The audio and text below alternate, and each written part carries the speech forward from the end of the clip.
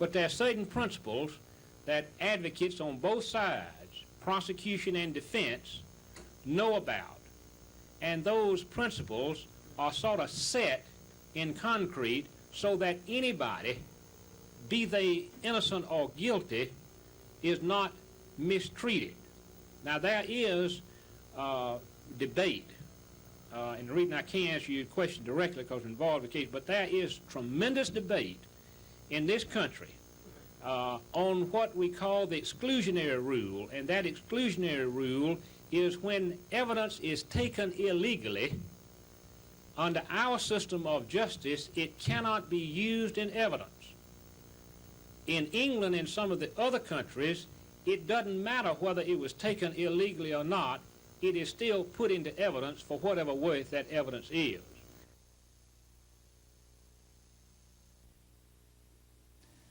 This year's SEC indoor meet gets underway tomorrow afternoon at 5:30 at Garrett Coliseum with the preliminaries in the 60-yard dash and high hurdles. Tomorrow night, finals will be held in the shot put and long jump, as well as the 2-mile run and the 2-mile relay. All other finals will be held Sunday afternoon from 1 until 3:30. Figuring the meet on paper, it looks like a battle down to the wire between Auburn and Tennessee. The coordinator of this year's SEC meet is Georgia coach Lewis Gainey, and he says Auburn's strongest events will be the sprint events. They're in the sprints. They've got Harvey Glantz and Tony Easley in the 60. They've got a good hurdler in James Walker. And, of course, Harvey Glantz is a good long jumper along with Tony Easley, and Tony Easley's in the triple jump. They have some real good middle distance men. Steve Struthers and Joe Toes are tremendous from that area, and Auburn's got a real good overall balanced program now. They added some disciplines to their program this year. I think it will help their team chances out. Who will challenge Harvey Glantz in the dash? Well, Willie Turner, the defending champion, is back, and Ephraim Coley from LSU is a real good sprinter, and of course Mel Latney. And Tony Easley is not to be taken lightly either in the sprints. Really, Saturday night's going to be an interesting night, too, because there's several finals there that might determine how things go on Sunday, huh? Quite true. The long jump and shot put finals and high jump finals are on Saturday night, along with the 2-mile run and the 2-mile relay. And that's a lot of points right there. All right. Well, you know, the objective of any team would be to score points on that first day. That gives your team momentum going into Sunday. Auburn has gained strength in the middle and distance run since last year and should have strong 2-mile and mile relay teams. Auburn coach Mel Rosen says his team is in good shape physically, but needs to have another good meet, especially in the field events, in order to win its 3rd straight SEC Indoor Championship. James Spann, WSFA TV Sports.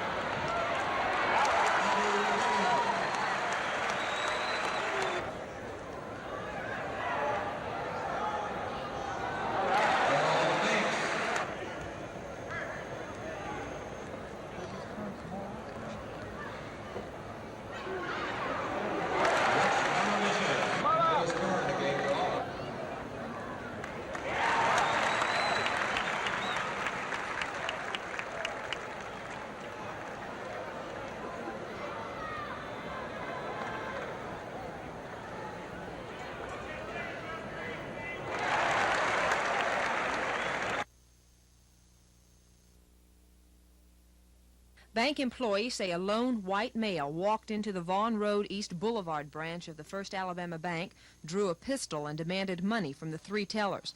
They gave him the money in their stations, and he fled. But bank employees got a good description of the car as it sped away, and within minutes, police were in pursuit.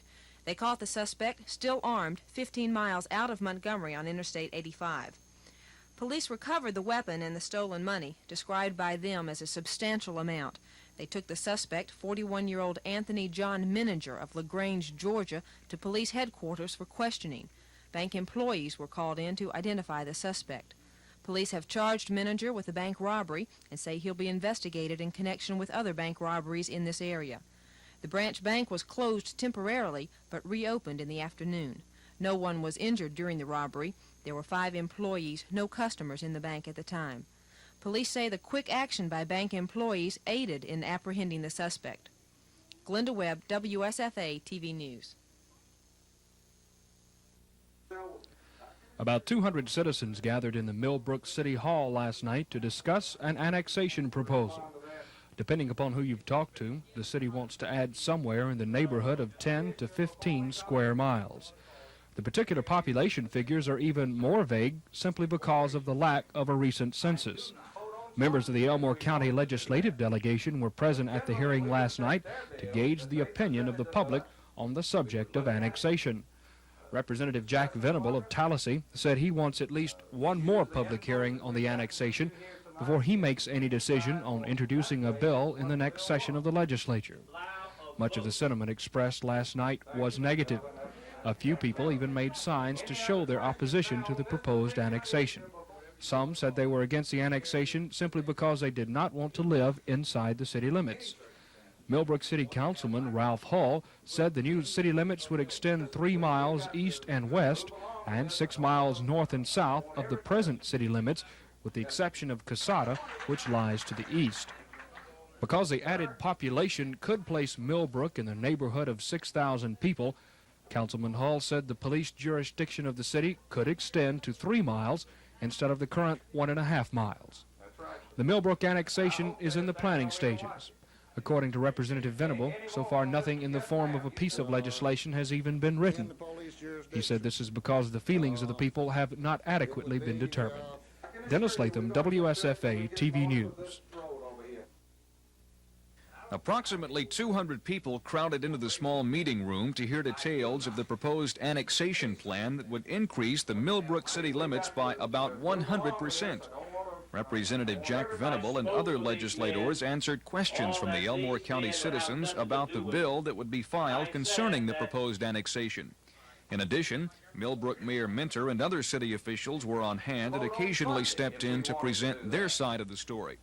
By far, the majority of those who showed up were against any annexation.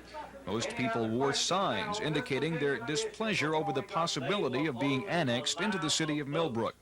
The major concerns seem to be taxes that would be levied on residents in the proposed areas to be annexed. As of this hour, the meeting is still in progress, and it could be late tonight before the hearing is over. James Spann, WSFA TV News. The Auburn Board of Trustees was faced with a full agenda today and spent the greatest amount of time discussing a resolution authorizing the approval of a $9.25 million bond program. The program will finance the cost of improvements for the Jordan-Hare Stadium.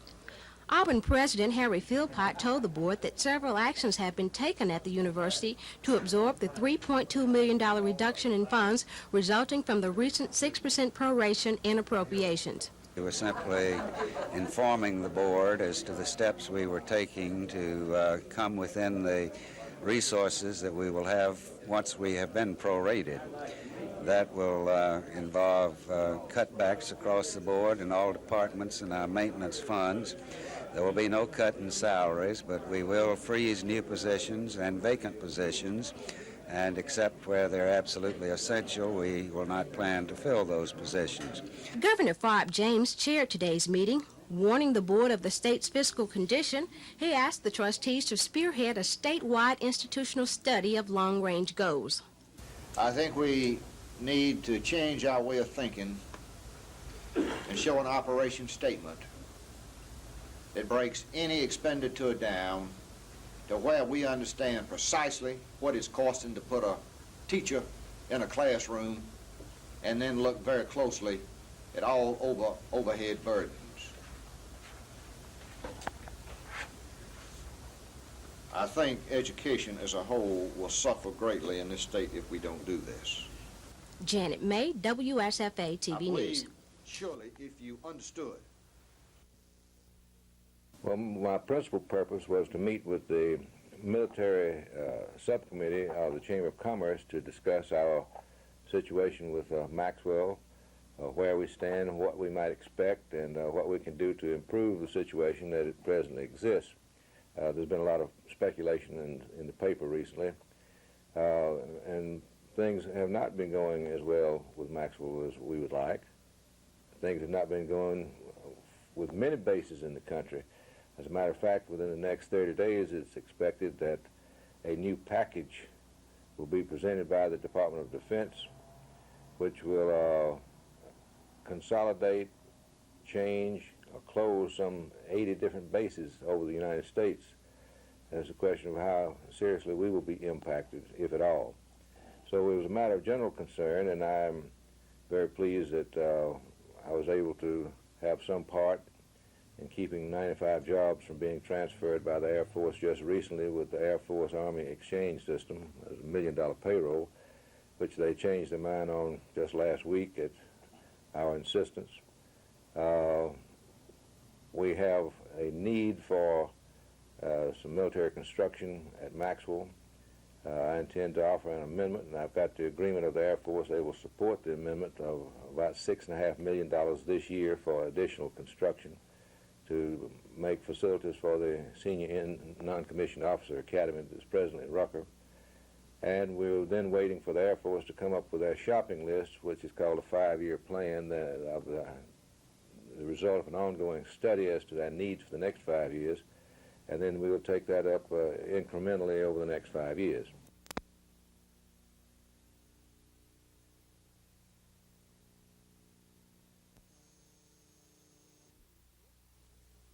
The Sophie Report, released from the University of Alabama, is based on a survey of 150 Southeastern employees. It indicates that there will be sizable increases in the hiring of college graduates with bachelor's and master's degrees this year.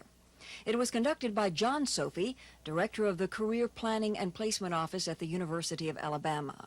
The top jobs, without any question, are going to be in the technical areas, and technical from the standpoint of saying engineering, accounting, computer science, math, those kinds of areas.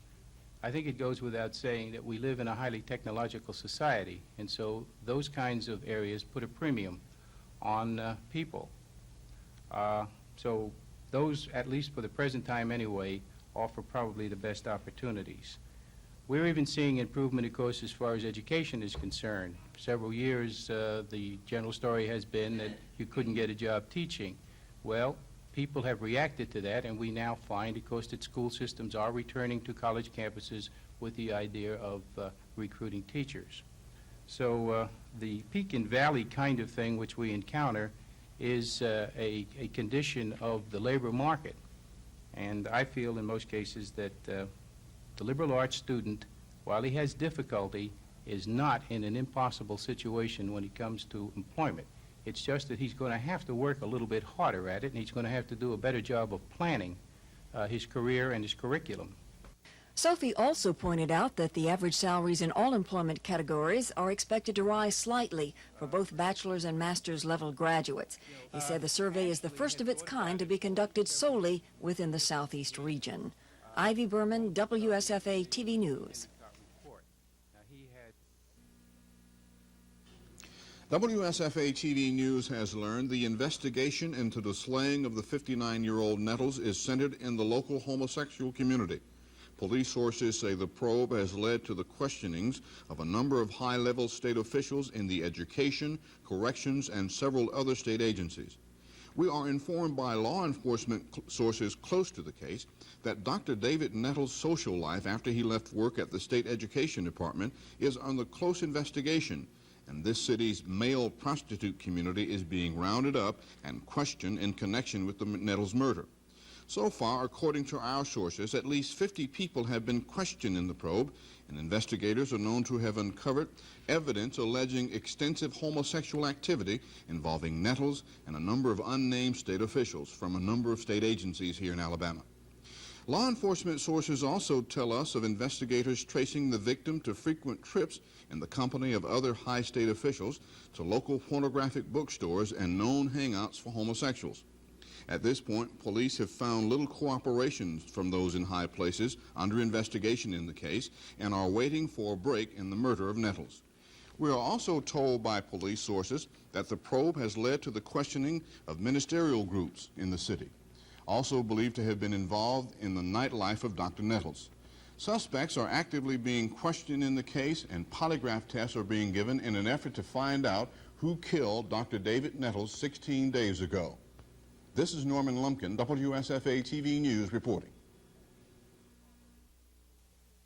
The first emergency phone system was installed in Huntington, Indiana, the second in New York City, and the third in Clanton, Alabama. Currently, 36 locations have the service in Alabama, and 11 others are pending. The Montgomery system has been in operation since 1974. Lieutenant K.M. Stevens of the Montgomery Police Department says approximately 50% of the calls are valid emergency alerts. He calls the system a good setup if people will use it right. We have had good success in being able to respond to the emergencies that the people do have when they notify us of it on 911. Well, what type of calls do you usually get? It could be anything from a lost child to a medical emergency, or a fire, a crime in progress. Any of these things are the ones that we would like to get on 911. And these we have been successful in apprehending criminals when there has been a crime in progress and we've been notified through 911. It just sort of streamlines the service because we do know that when we receive one, it is an emergency. Now, do you have to determine whether it's an emergency call or if it's just a regular police report? It has to be determined by the operator that receives it. It would be answered police emergency, and then you can determine, you know, when the other person starts talking whether or not you do have an emergency. Several incidents concerning the efficiency of the system have surfaced over the past month. South Central Bell Representative Tom Somerville says the service varies with the size of the community, but overall it has been advantageous for those utilizing it. But he also pointed out the frequency of non-essential calls. Some communities in the state have decided they didn't really need 911 because they weren't getting enough emergency calls. They were getting too many non-emergency calls. But in most of the locations, the emergency calls are coming in such a volume, and the system is working in such a way that they will continue 911 for the foreseeable future. Janet May, WSFA TV News.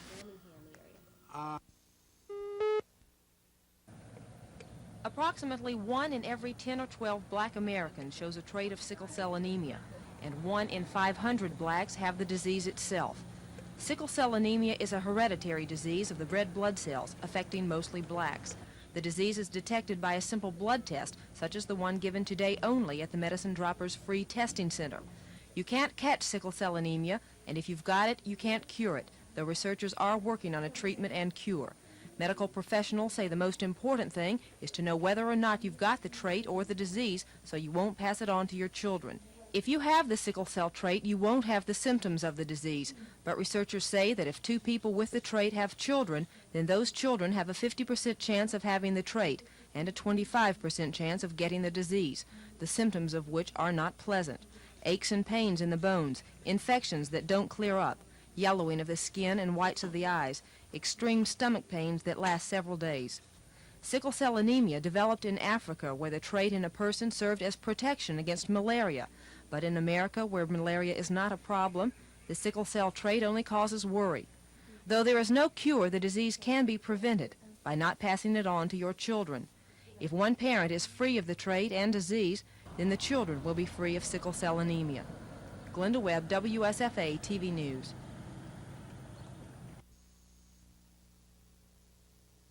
The day was windy and overcast in the Montgomery area following last night's tornado and flash flood watches, but local officials report no significant damage as a result of the weather. Though earlier this morning, many Montgomery residents around the South Boulevard and Woodley Road were without electricity when winds knocked a tree down on power lines. But residents in other parts of the state weren't so lucky. 4 persons were injured in Limestone County when a possible tornado struck their house trailer in Athens last night. And in Huntsville, several dozen persons were evacuated from low-lying areas because of flooding brought about by extremely heavy rainfall. 3 Birmingham households were evacuated yesterday when water cascaded into their homes. Tornado warnings were in effect for most of North Alabama until 1 o'clock this morning. 2 possible tornadoes passed over Lamar, Marion, and Fayette counties, packing winds of 60 miles per hour and blinding rains. and there was a possible tornado sighted near Aliceville in Pickens County, but there were no reports of tornadoes touching the ground.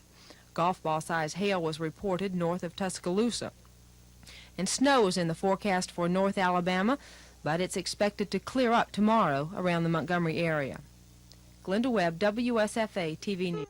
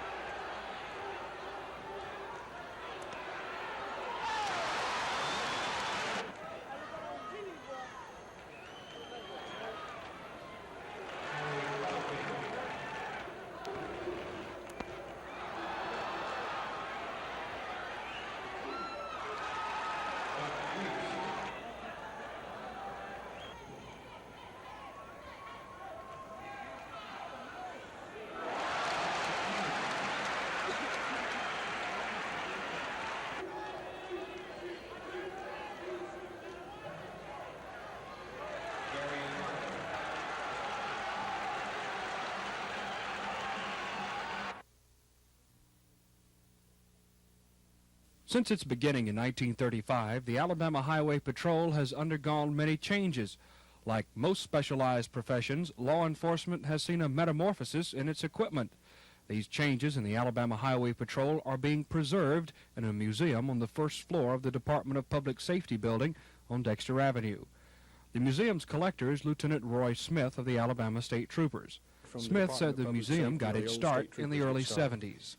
Colonel Dothard, our director at the time in 1974, expressed a desire that we have some memory of the past of this department displayed here in the lobby of Public Safety building, the State Department of Public Safety. And he asked that we attempt to find a 1936 Ford, which Sergeant John Davis up around Alex City found one, and Mr.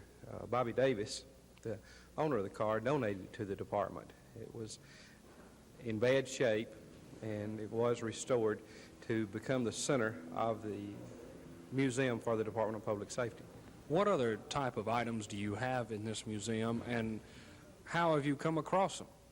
A lot of digging and search and hunting, and also the charter members of the department have been great in donating articles for the museum, and especially after it got started. It started out as the 36 Ford, and it was discussed of expanding it. And of course, one of our retired members, Captain Thorson, donated a 1921 Harley-Davidson motorcycle. The department had a 1961 Harley hand shift motorcycle. It was being junked, and it was taken and restored.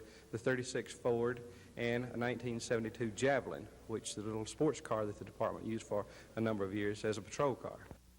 In addition to the larger items like the automobiles, the museum contains a rather impressive collection of patrol and trooper uniforms, badges, testing equipment, and confiscated materials such as knives and guns. People visiting the museum might wonder how the two automobiles got inside. According to Lieutenant Smith, the 36 Ford made it through the doors by removing its fenders and running board. The Javelin, however, was a different story. He says a local car group constructed a special metal frame around the car. Then they turned the car on its side and used casters to roll it through the door. The museum is expected to grow, and Smith says they really don't have that much of a problem getting pieces for display. In fact, he said once people learned of the creation of the museum, they began volunteering articles. Smith says a mural of the history of the department will be unveiled soon, and it will, too, be placed in the museum. Dennis Latham, WSFA TV News.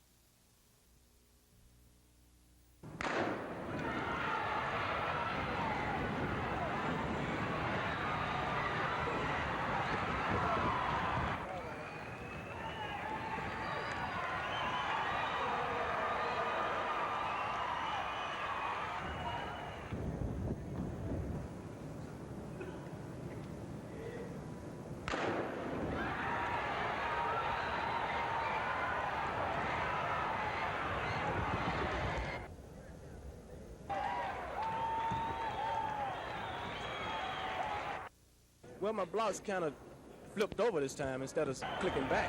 And I kind of hurt my ankle again. It's real sore right now. I didn't feel it during any portion of the race, you know. And the main thing that I was thinking about was not losing my composure, because this is my last year. And I know that I want to go out in style, you know, and I want to go out a winner and get my championship back.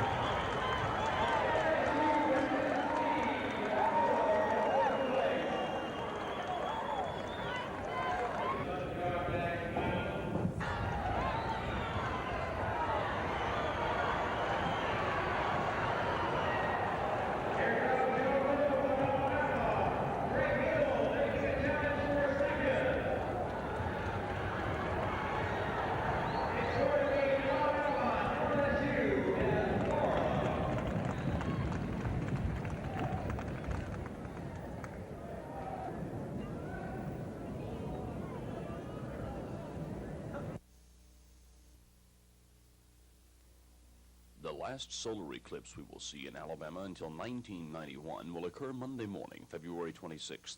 Using a safe method of viewing the eclipse is very important. If you are not careful, you might permanently damage your eyes. John Hall, coordinator of special programs at the University of Alabama's Museum of Natural History, suggests indirect viewing. Best idea is, if you have a telescope or a pair of binoculars, is to use them. Now, while you're setting the thing up, you shouldn't look through the telescope to find the sun. Take your white card or your hand or something, hold it behind the binoculars of the telescope until you find the disk of the sun. Then you can replace this with a white card and project the image of the sun onto the white card. Now, this is a safe method to use. It's the best method. Hall says there are a few other safe methods of viewing the eclipse. You can look at the sun through two thicknesses of black and white developed film. You might also use number 14 arc welder's glasses. You can cut a pinhole in a piece of tin foil and observe the eclipse on a piece of white paper held behind the foil. Or you might point a mirror at the sun and catch the reflection in an enclosed area, such as a cardboard box with the open side pointed toward the mirror and the closed side pointed toward the sun. Be careful, you risk permanent eye damage if you try to watch the eclipse with your naked eyes, using ordinary sunglasses, color film, or smoked glass. The eclipse will be visible in Alabama from about 9:30 to noon on Monday, February 26th. This is Tony Giles at the University of Alabama. Here in Montgomery, the W.A. Gale Planetarium is planning to have a special telescope set up so the public can view the eclipse safely. The telescope is the same one used during the last eclipse on October 17, 1977. It projects the image of the sun onto a screen so you see the eclipse without running the risk of eye injury. If the dense cloud cover decreases tomorrow, the telescope will be set up at 9 a.m. The eclipse should begin at 9:30, lasting about 2 hours. Sam Barnes, director of the planetarium, says this is the best way to view the eclipse because a lot of people can watch this celestial phenomenon with absolutely no danger to the eye, and it's absolutely free.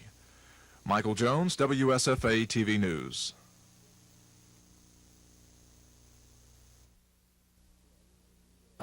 Well, you know, the Bureau of Help Development is an omnipotent agency, godly powers and so forth, and I don't think they ought to have that power. I think they ought to be more responsive to the people and to the people's needs. Down in Enterprise, Alabama, we requested 55 additional beds. We have the money with no federal or state monies involved and the financing locally the local citizens do to build these 55 additional beds. In what facility? Down in the nursing home in Enterprise. And we've been working on this thing for over a year. And they hardly will even answer any correspondence. It took them a year to make a decision and reject our application for those additional beds. We have 80 people, and representing, an impacted area, Fort Rooker, that want to go into the nursing home, needing skilled care in a nursing home. And government ought to be more responsive. And I'd like to see that office over there, an agency of the health department, investigated and something done about the way they act over there. Some of the worst fighting that our country ever faced. He served again in the Korean War, served again during the Berlin crisis. For exceptionally meritorious service and position of great responsibility, Brigadier General Russell I. Berry distinguished himself by exceptionally meritorious service while serving in a key position of great responsibility during the period October 1975 to October 1978 as Deputy Chief Army Reserve.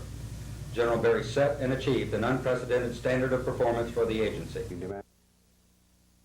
Reposing special trust and confidence in the patriotism, valor, fidelity, and abilities of Russell Ivan Berry, I do appoint him as a reserve commissioned officer in the grade of Major General in the United States Army to rank as such.